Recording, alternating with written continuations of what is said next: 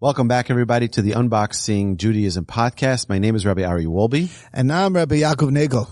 And it is the last day in February, and we're about to get into the week of Purim, the celebration, the festivities. But I felt it was very important because of the world that we're living in is very challenging. It's a very interesting, amazing world that we're living in, but there's its share of challenges. And the one I wanted to discuss, Rabbi Nagel, is, probably the number one topic being discussed in any parenting class is technology. What do you do with children and technology? What do you do with adults and technology? What do we do with all of this amazing gift, this amazing gift of technology? And the way I want to present this, Rabbi Nagel, is that I'm a very firm believer that everything that HaKadosh Baruch Hu created is to bring his children closer.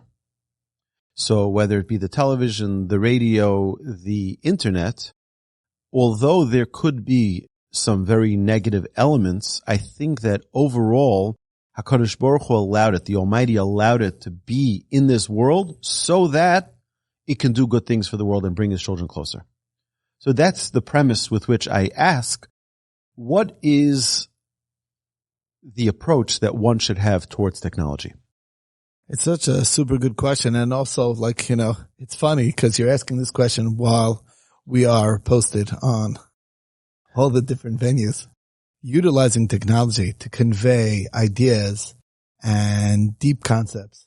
And it's so crucial, so fundamental to think about the unbelievable opportunities that technology is providing for us as people who focus on Torah and wanting to convey and teach and learn with others, and the ability to go across the world. It's mind-boggling. It's just mind-boggling. Million listeners it's mind-boggling. There's no way from the time of creation that there was like that kind of exposure. And of course, there's another idea that's Zel Umazeh Asa Elokim, that God creates something that it by definition will always have a positive avenue and a negative avenue. And it's really, and in the area of technology, it's such a super challenge. And I think that really the truth is that as people, we're still grappling with it. It's something that we don't really have a good grasp on how to handle it because it's a new challenge. It's always easy to go back to, hey, let's go back to the precedent. It is unprecedented. What kind of precedent? This is something that never existed. It's not something that you could really look back towards and say, well, what did our fathers do? What did our grandfathers do? That's really not even in the world, that we're dealing with. It's a new world. Uncharted territory. Exactly. And therefore that creates a challenge that takes a lot of really deep thought to really develop and think about before, and I believe it's going to be something nuanced that you really have to think deeply.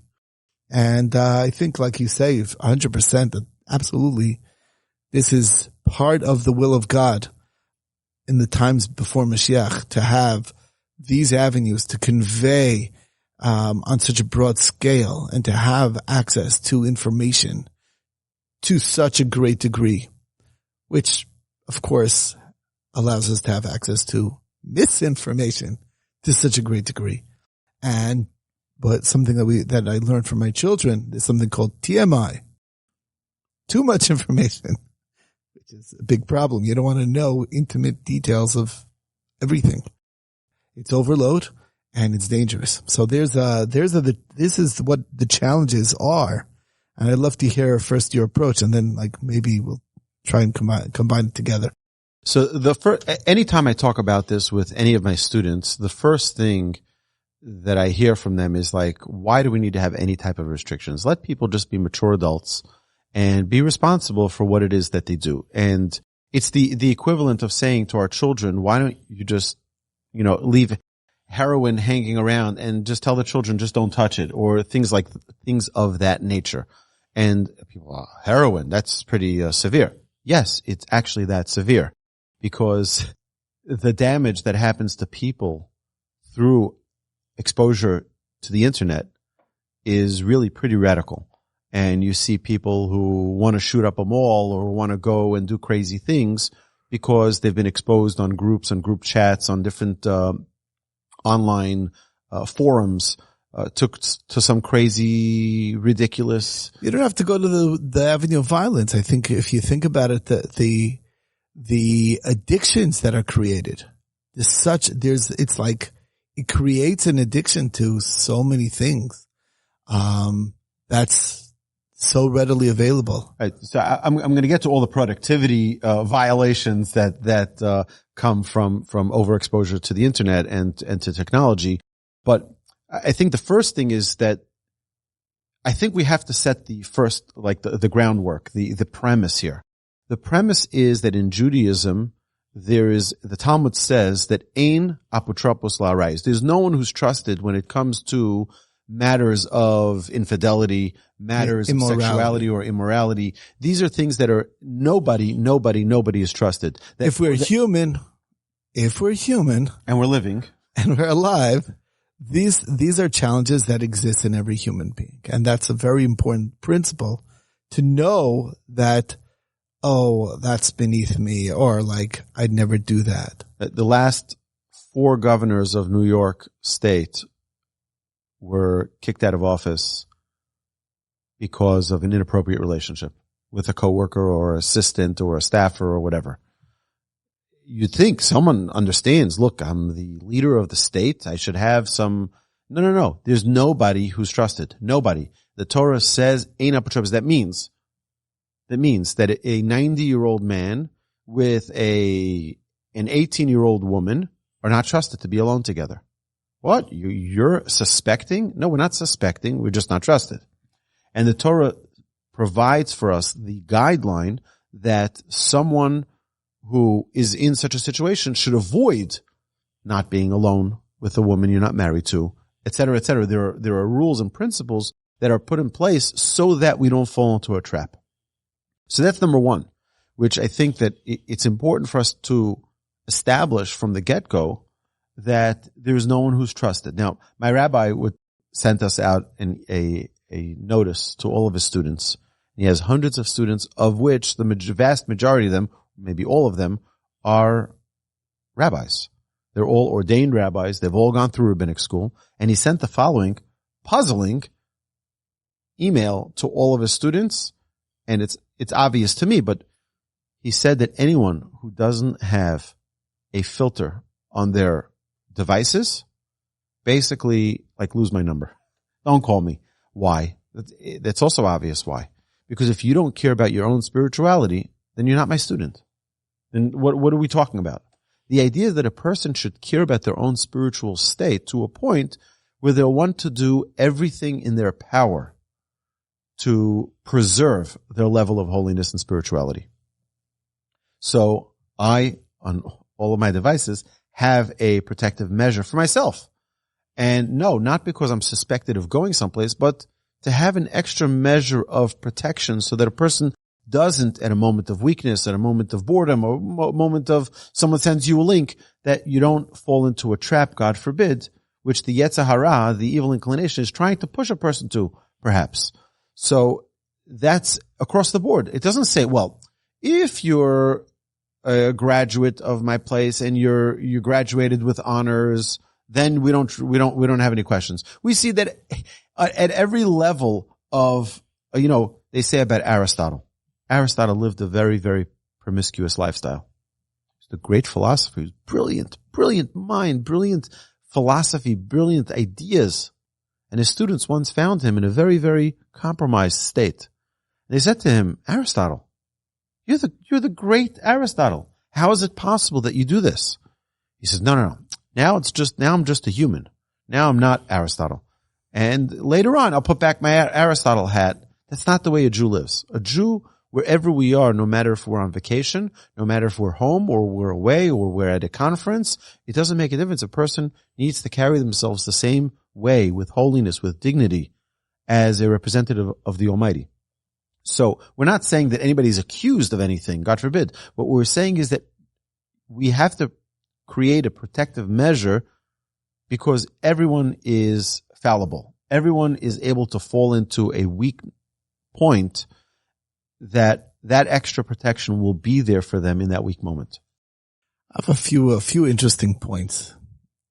There's laws of family purity, and the words that Shlomo Melech, King Solomon, uses to describe it is we use it in English as a hedge of roses.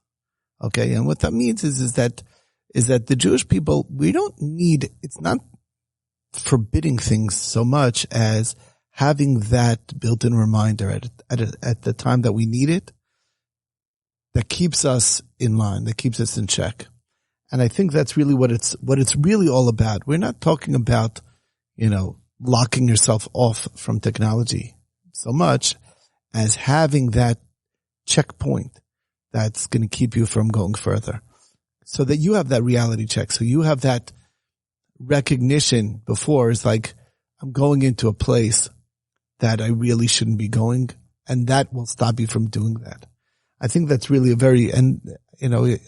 can apply that in so many ways in how you conduct yourself. I'll give you just an example, a simple example. Man, husband and wife, both of us have a relationship that my phone is open. You can access my phone and I can access your phone. And whenever you want to, and obviously a lot of my conversations are with people as a rabbi. There's things that are uncomfortable or whatever it is that I have to deal with people's situations.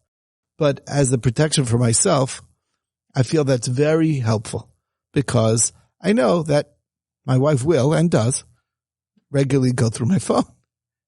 But the fact of the matter is that knowledge itself, just knowing that, is knowing that there's another set of eyes on what's there. And that's a very good thing.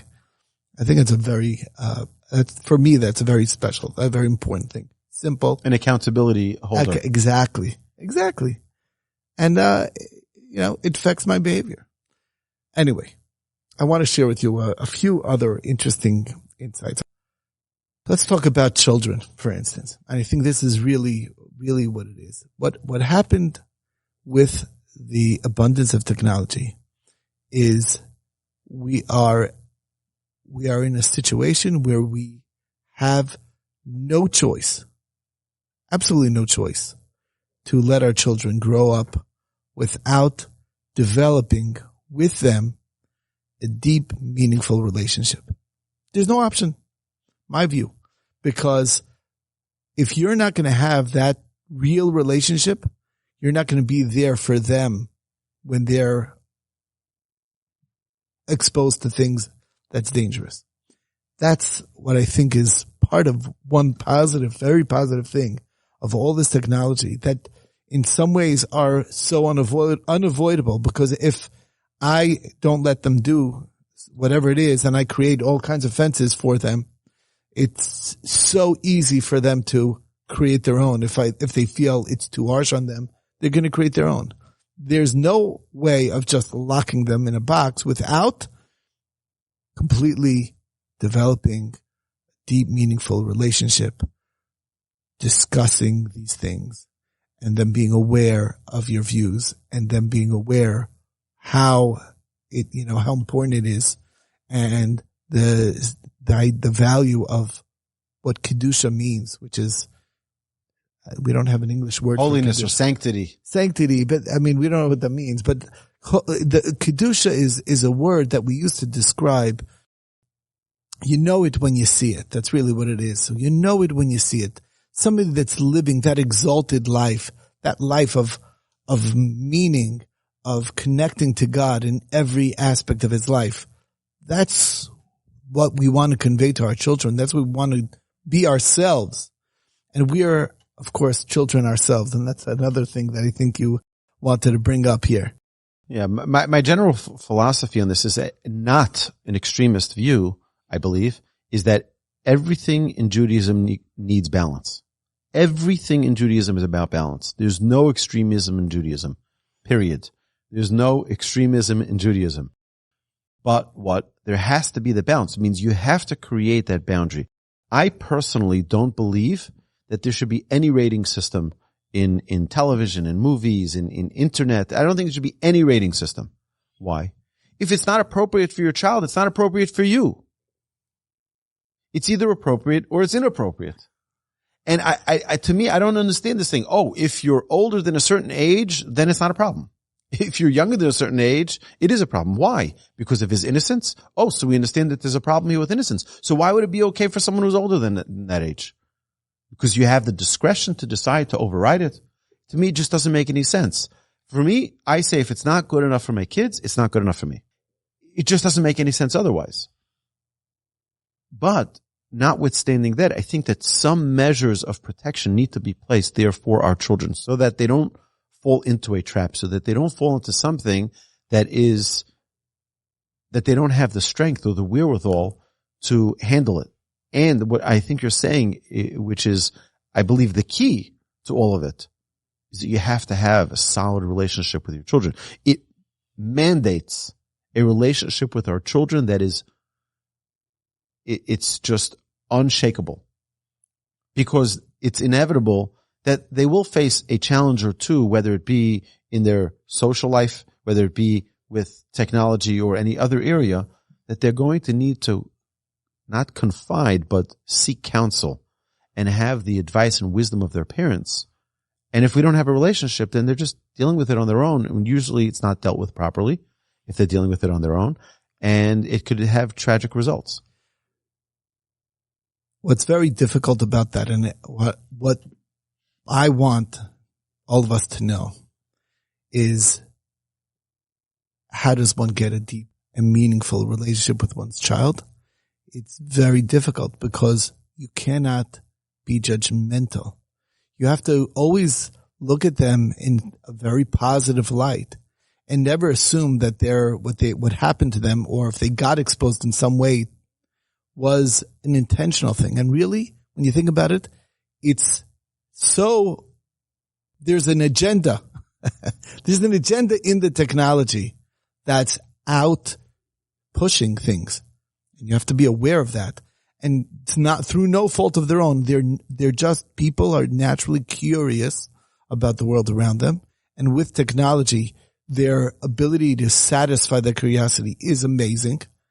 And that's what they're going to want to do. And what you're doing is you're creating that you have to recognize that curiosity in and of itself is not a bad thing. And they're not bad. They happen and they need to be dealt with.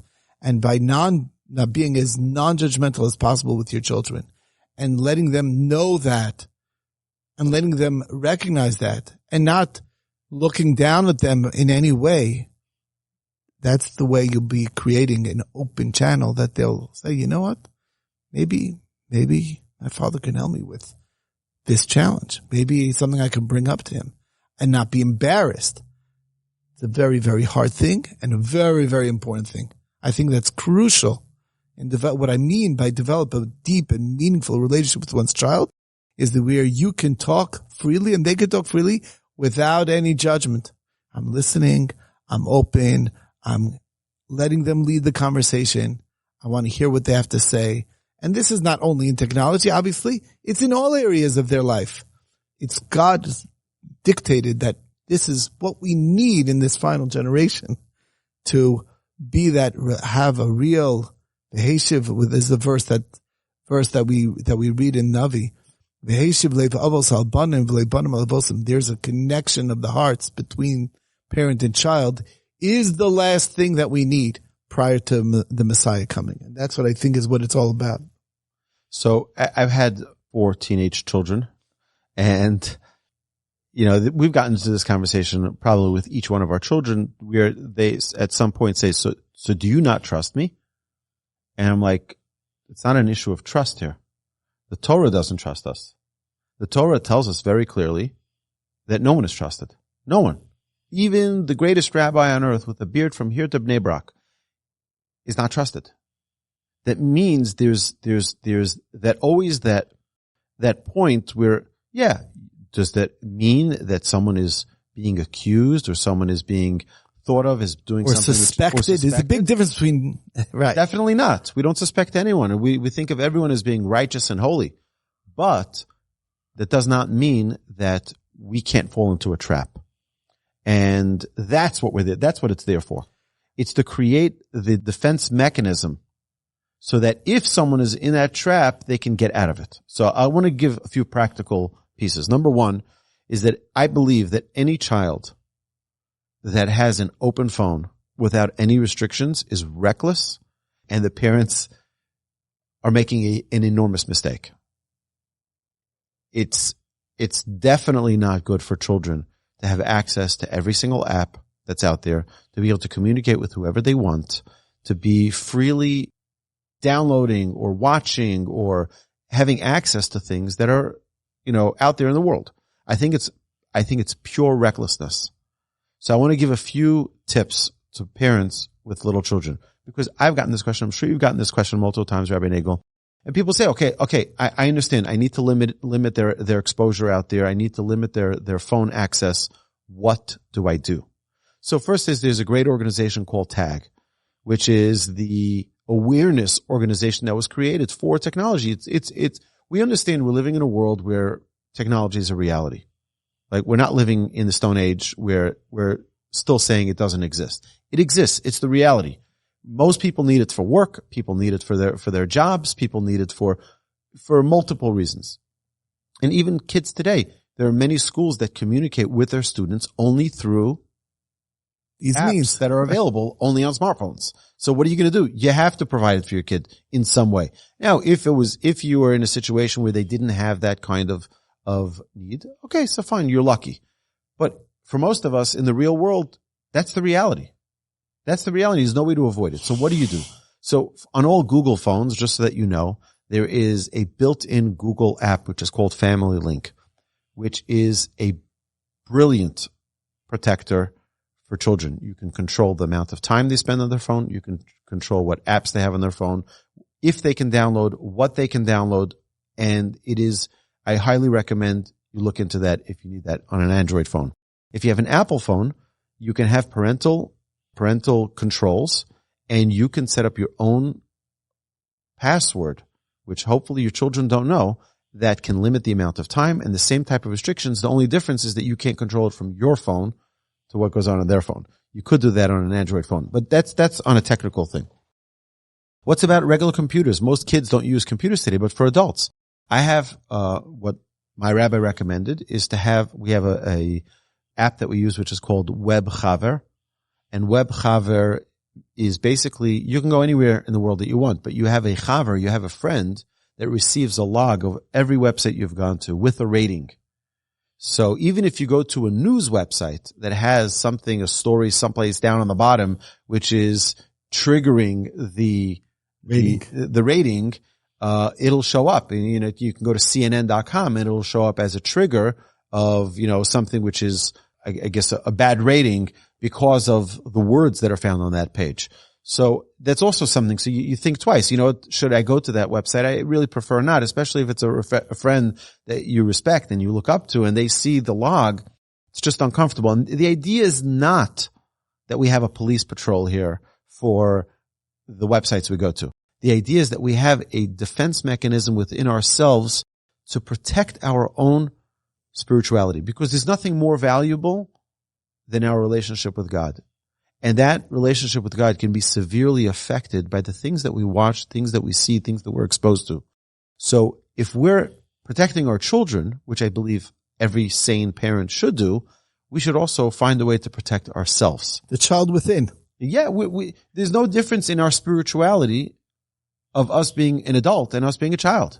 Spiritually, our neshama is just as fragile. So, but also to talk to our children, to have an open conversation, not to do a dictatorship of these are the rules and this is the way it's going to be. We have to have a strong enough, close enough relationship with our child that they understand that this is for their benefit. This is something that they're agreeable with as well, and come up with a happy medium that it's something that they are comfortable with and that they realize. It's called getting buy-in. It's very, very important. Get buy-in because, again, I think it's important when you asked about the trust question. It's like saying, it's not even a question of trust or not trust. You're not recognizing, or you need to realize that there's agendas out there that are preying on you.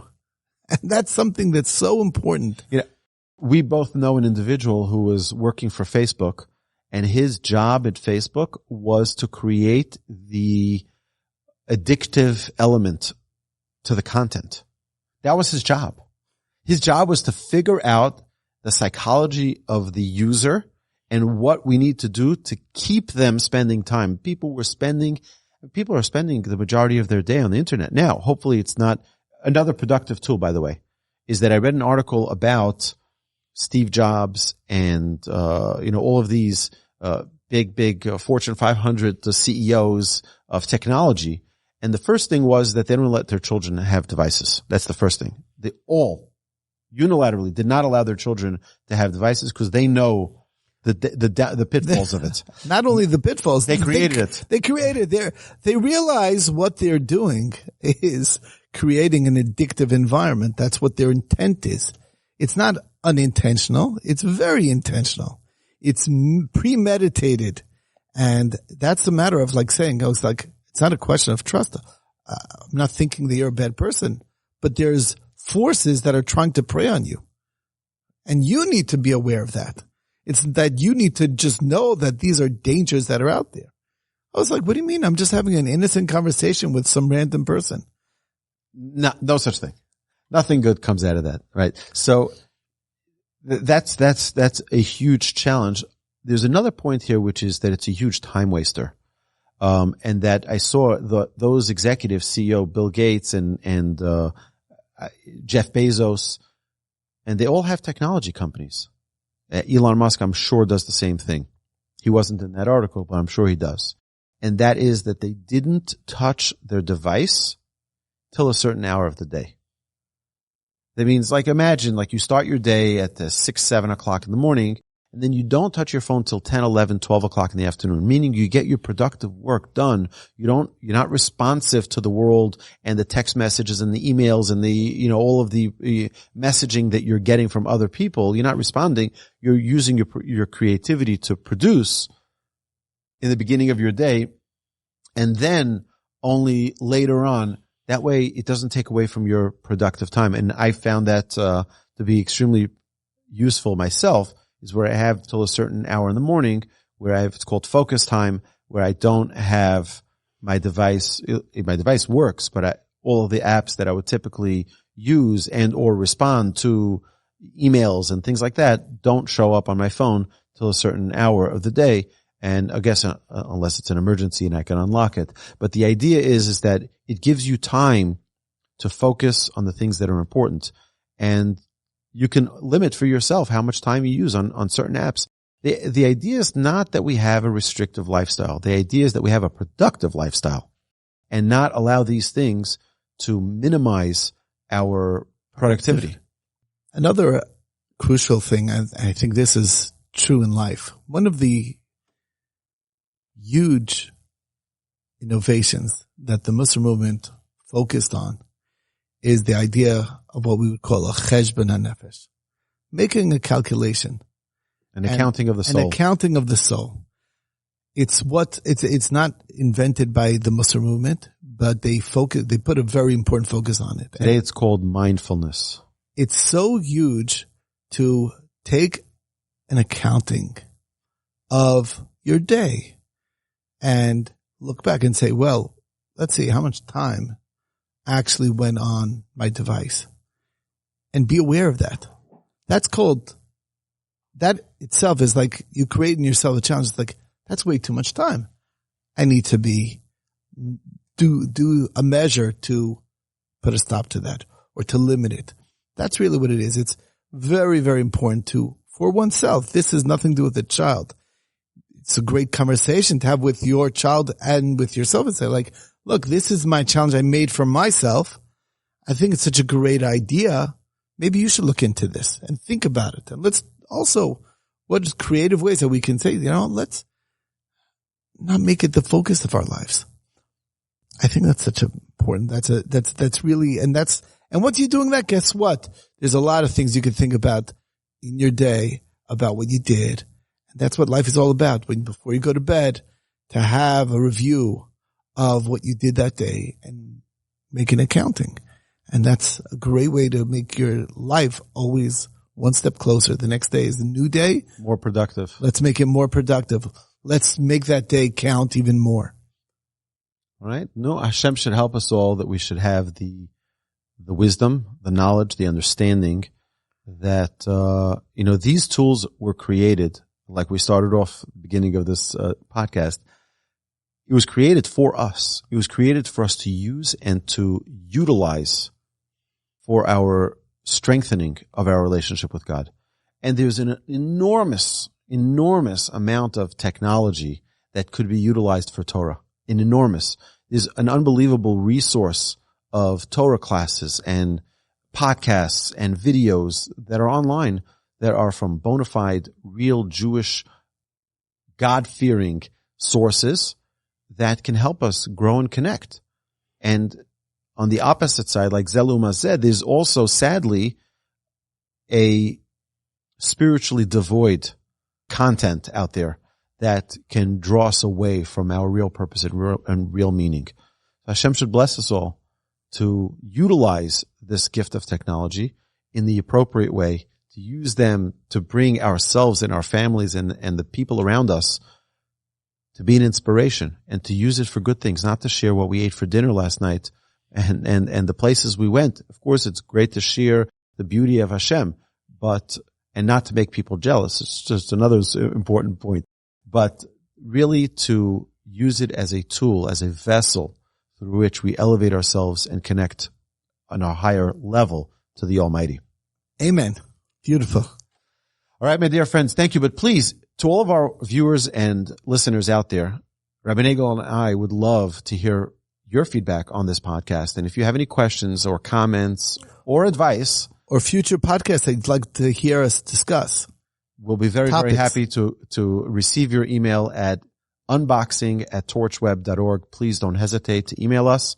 We look forward to seeing your feedback. And if you like this podcast or video, please click like. Please give us a feedback, because that helps the universe of podcasting. It helps us reach more people. So my dear friends, thank you so much. A pleasure. And don't forget, have a beautiful Purim ahead.